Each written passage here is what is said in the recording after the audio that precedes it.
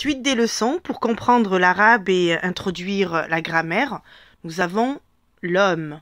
El-rajulu. El, le L apostrophe, qui est le déterminant, l'article. Et puis, el-rajulu. On entend ici le ra qui se répète. Alors, el, elif avec hamza et fetha. Ensuite, harf lem avec sukun. Il n'y a pas de diacritique, il n'y a pas de voyelle. Ensuite, la lettre ra avec la fetha. Et là, on met la shidda. Je vais vous faire une leçon spéciale que pour la shidda. C'est quand la lettre est prononcée deux fois. Harf jim, maintenant avec la dhamma.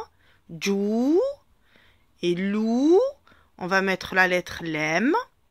Harf, ce qui veut dire lettre, avec la dhamma aussi. El-rajulu. Rajulu. On entend que la prolongation du ra. Qu'a écrit l'homme? Qu'est-ce qu'a écrit l'homme? Qu'a écrit. Alors, qu'est-ce que, ou bien qu'a, c'est en arabe meza. Meza. A écrit kataba, qui est le verbe. Kataba. Ensuite, on reprend le mot qu'on a vu précédemment. Rajulu. Alors, meza, harf, la lettre mim, avec le elif, ma, avec la fetha.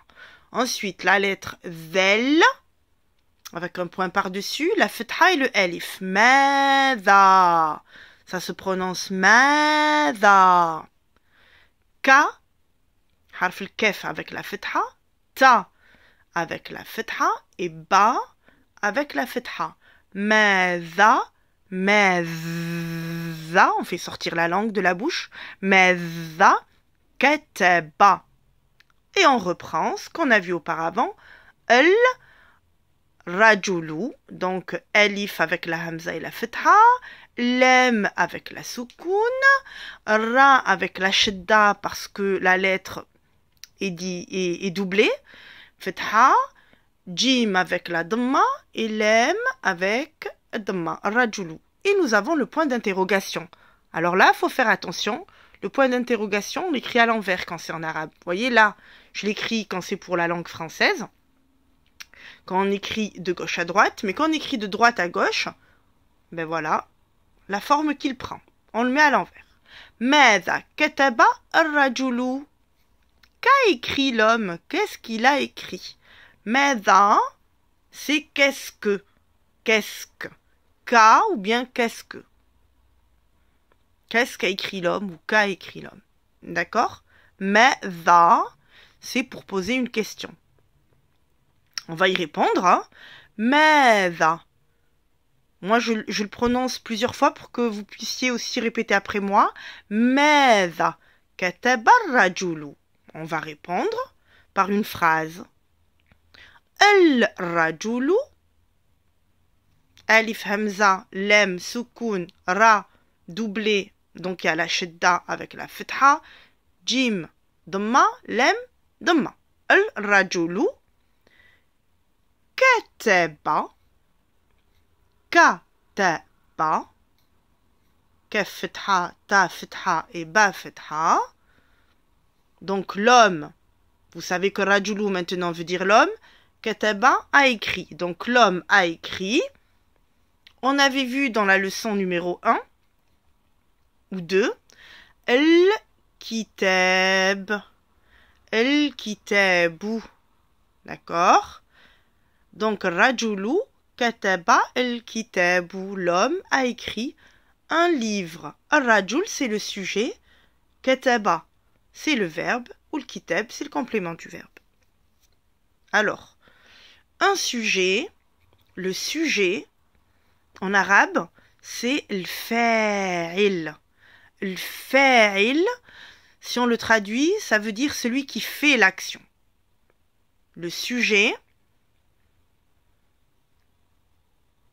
el-fa'il, ici c'est rajul, donc l'homme. Je vais vous écrire el-fa'il, Vous pouvez le noter sur vos petits cahiers. Hein. Elif lem, fa, elif, ain avec la kasra et lem avec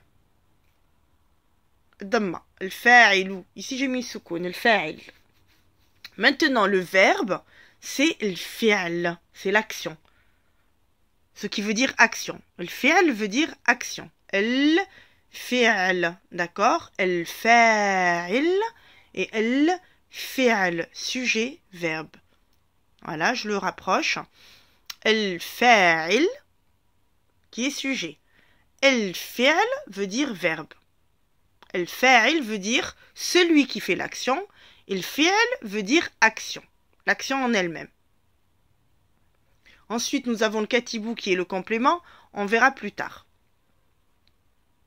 Donc, ماذا, on va relire. ماذا كتب ماذا كتب الرجل, la réponse. الرجل كتب الكتاب. Ici, j'ai oublié la dhamma, mais c'est الكتاب.